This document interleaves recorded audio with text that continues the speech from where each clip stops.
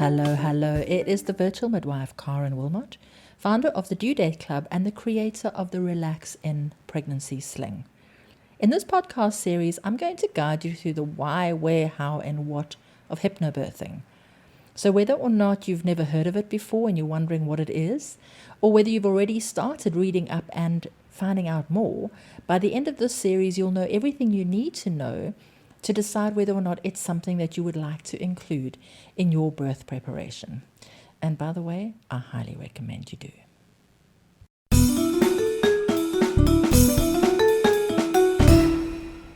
Hello, hello, and here we are again with another episode in our series on hypnobirthing.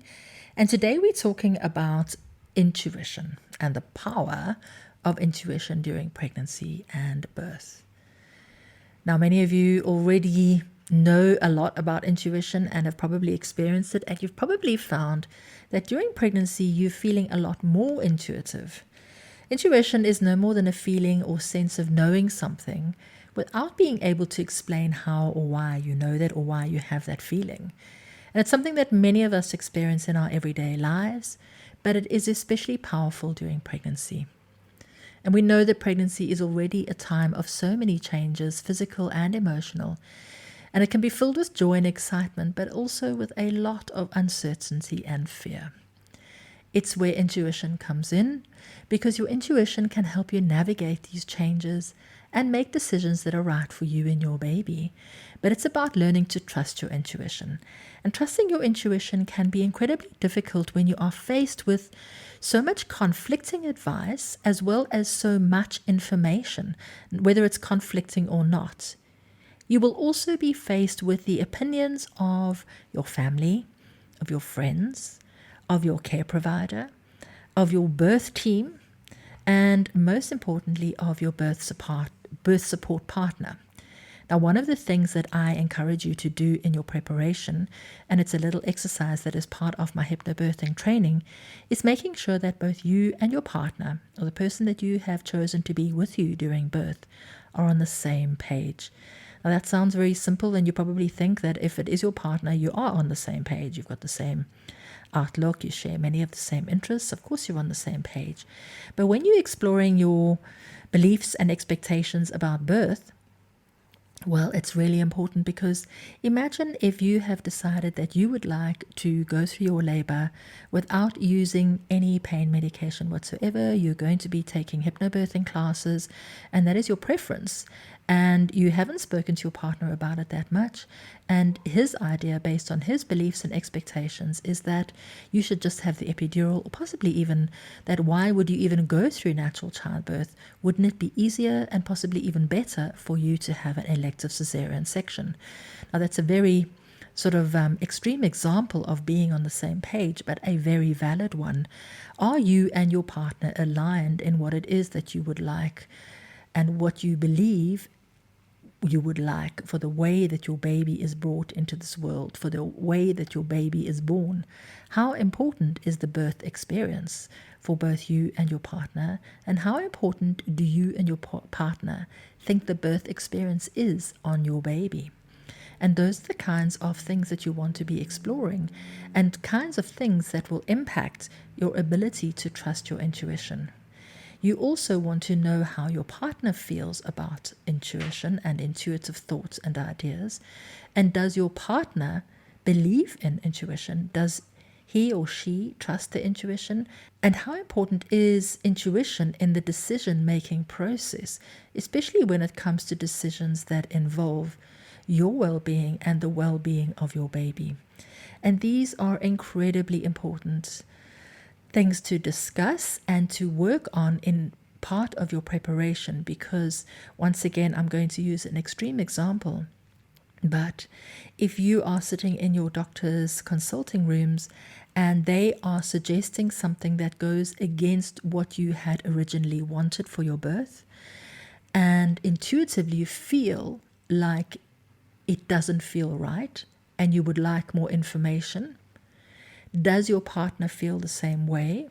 How willing are you and your partner to listen to that intuition and to use the tools that you learn to be able to effectively communicate that need for more information so that you can make an informed decision that is based both on the answers that you receive in that conversation, coupled with your intuitive feeling. And it's something that I encourage you to practice during your pregnancy with simple things, simple everyday things that really don't have much consequences. Simple things like deciding which way you're going to go when you head out in your car in the morning to work. Do you intuitively feel like you would take the back route and avoid some traffic? Let's do it and then find out that perhaps there was a traffic jam in the way that you normally go. Do you intuitively feel as if you would like to stop on the way home and grab a takeaway, only to get home and find that your husband was thinking about pizza all day and he's so happy that you've decided to do that? Really simple examples from everyday life, but listening to that little voice, listening to those little urges and prompts that you get in your mind, and learning to use those to practice your intuition when it comes to more important decisions, those that involve your health and the well-being of you and your baby. So how can you learn to trust your intuition during pregnancy? Now, I've got a couple of fun and creative ideas and ways that you can things that you can incorporate into your daily life, and that'll be just one of them. And I really would love to hear your feedback of how you have incorporated those into your life, and also some examples of listening to your intuition and what a difference it's made. But one of the things that I highly encourage is keeping a dream journal, because dreams are a great way to tap into your subconscious and your intuition. And keeping a dream journal next to your bed and writing down your dreams as soon as you wake up is a wonderful way of seeing if there's any patterns or symbols that might provide insight into the way you're feeling about your pregnancy, or possibly your preparation for your birth. For example, you might dream of giving birth in water, which could indicate that you would like to find out more about what water birth is like, why women choose to give birth in water, what the advantages are. Are there any drawbacks? Is it even possible where you are living and in your situation? And it will prompt you to find out more information. And remember, of course, if you haven't listened to that episode about the 5 different types of bias, you might want to go and listen to those to make sure that it doesn't get in the way of you seeking out additional information. Another wonderful way of practicing and learning to trust your intuition is meditation, which is just a way of quietening your mind and tuning into your inner wisdom. Very often people think that meditation is clearing the mind, and the reality is that we all have a chattery monkey mind, and it's very difficult not to think. And a beautiful way of meditating is by setting a timer or listening to a guided meditation or visualization to help you to focus your mind and to bring it back, keeping it sort of from jumping off into what you're going to have for dinner, what you had last night, what you're going to wear. But try guided meditations that are designed specifically for pregnancy and birth, and I have many of them, or just simply sitting in silence and focusing on your breath.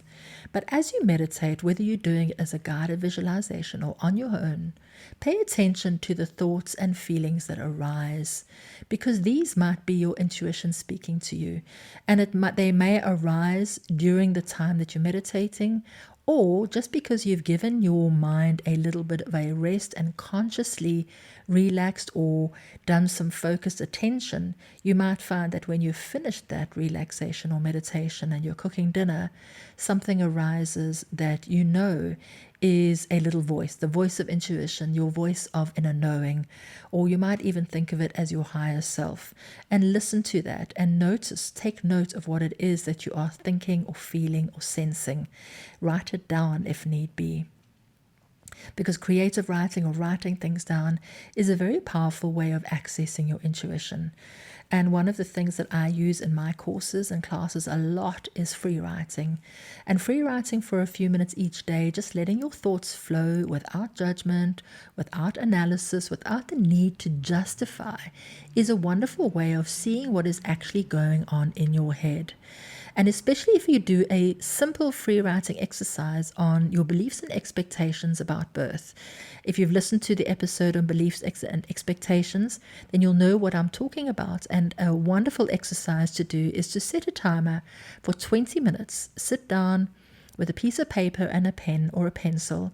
And I recommend sitting down with a pen and pencil rather than doing it on your computer, and free writing everything you think you know or have heard or have seen or do actually know about the process of giving birth. Every word, every sensation, every feeling, every thought, just allow those words to come out of the pen and onto the paper. Don't worry about spelling or punctuation or how neat or tidy your writing is. Just let those words come out, and when the 20-minute timer goes off, you'll probably be finished. And if you're not, then you still feel like there's more to come out. Keep on going. And at the end of that free writing exercise, what you'd like to do is read through it and see if there is a theme that arises. Do the thoughts speak to a deep-seated fear or a lot of anxiety? Are they all over the place? Is there a lot of stuff that you've heard that you think might get in the way? What would happen if some of the things that you've written about had to become your reality? How would you feel? And at the end of that, what can you do to change that?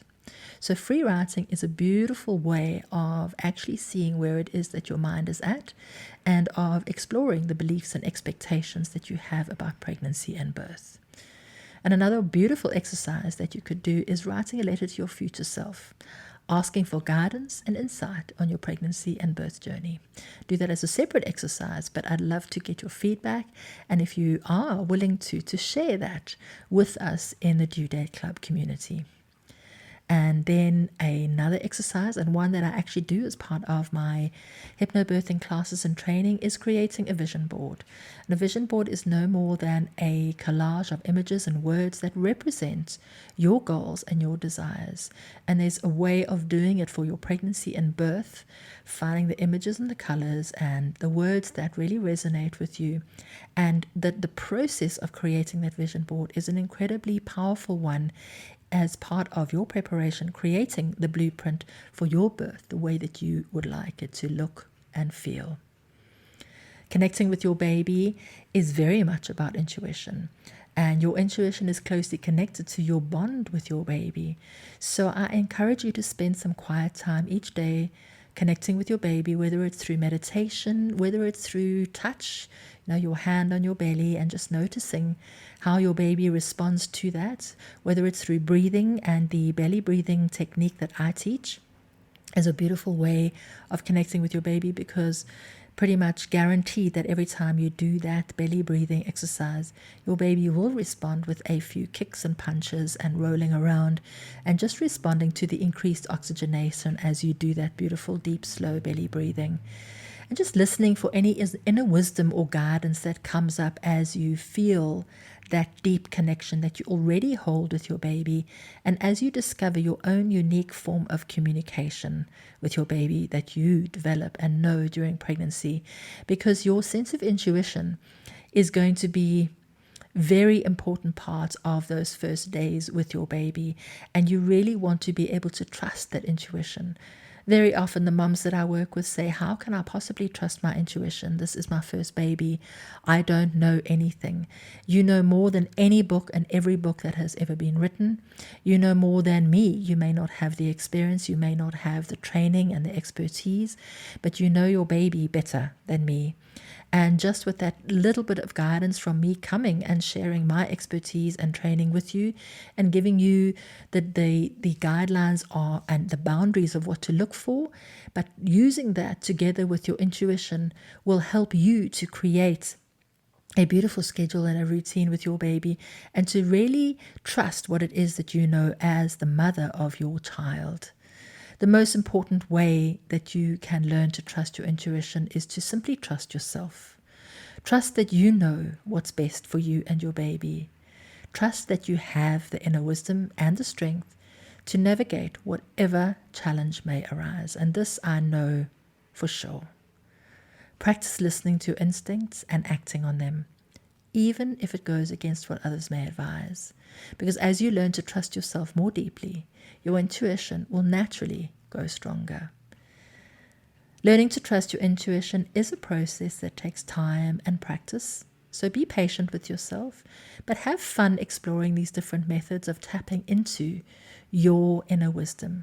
Because with time and practice, you'll find that trusting your intuition becomes second nature, and you will feel empowered, and it will be easy to make the best choices for you and your baby.